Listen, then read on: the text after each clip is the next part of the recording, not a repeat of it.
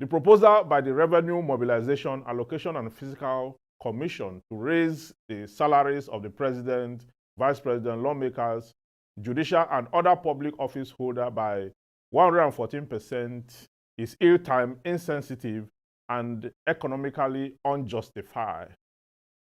In his rather lame justification, the RMAFC chairman, Mohammed Shehu, stated that the agency had not undertaken the salary review of these categories of persons since 2008, adding that their current salary were peanuts compared to the salaries of some persons at the Central Bank of Nigeria, the Nigerian National Petroleum Company Limited, and the Nigerian Port Authority. With the country's current fiscal adversity, this is patently hollow. Like most Nigerian public office holders, the Commission's boss is detached from the harsh reality facing most Nigerians. The president and the lawmakers should reject the proposal and focus on lifting Nigerians out of poverty and joblessness. The Commission's insensitivity is provocative. Nigeria is reeling. Its government is broke and currently spends 96% of its revenue servicing debt. Its main revenue source, crude oil, is precarious, as the country pumps an average of 1.2 million barrels per day in August compared to its recent OPEC quota of 1.7 million barrels per day.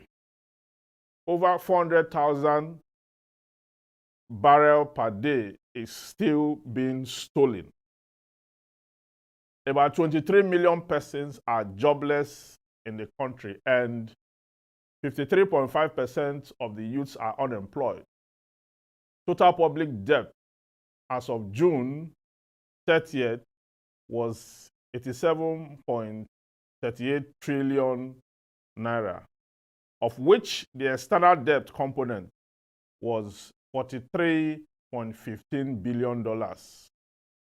GDP growth rate slumped to 2.51% in the second quarter of this year, down from 3.54% in the second quarter in 2022.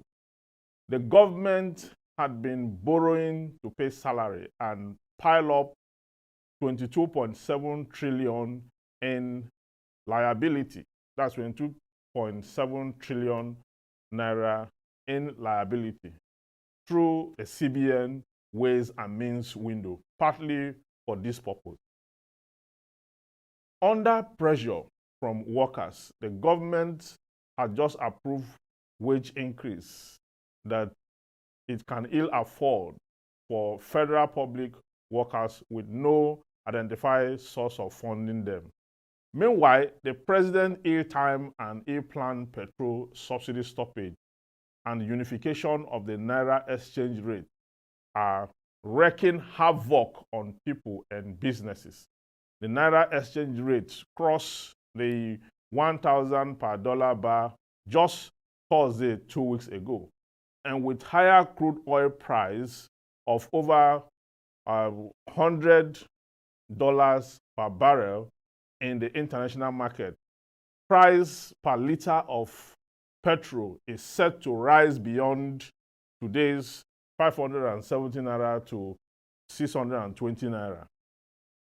Already, prices of diesel, kerosene, lubricants, and cooking gas have spiked even further. About 140 million Nigerians are living in extreme poverty.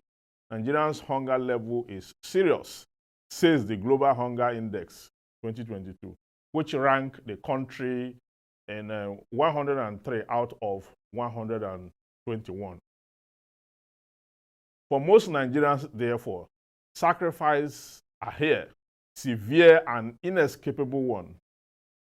Their leaders should also make sacrifices to reduce the quality of hardship being bestowed on the people.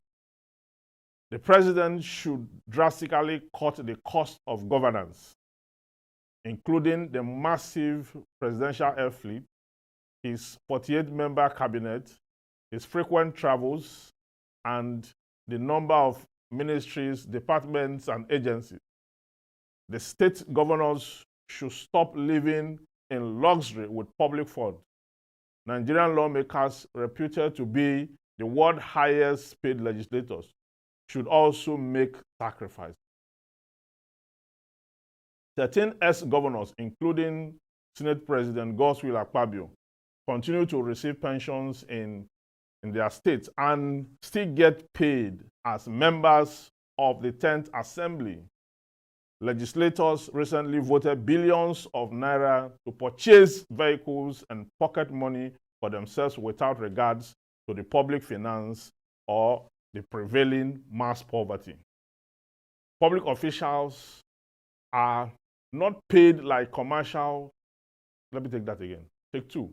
Public officials are not paid like commercial sector executive, comparing them to NNPC, CBN, or MPA that earn in local and foreign currency, as the commission boss has done, is quite disingenuous. The RMAFC should suspend the wage increase indefinitely. The president and other public officers should disarm themselves, as Gbenga Daniel commendably rejected simultaneously collecting pension as a former two-term governor of Ogun State and as a serving senator. To fortify their independence, only the emoluments of judges should be reviewed upward. At this time,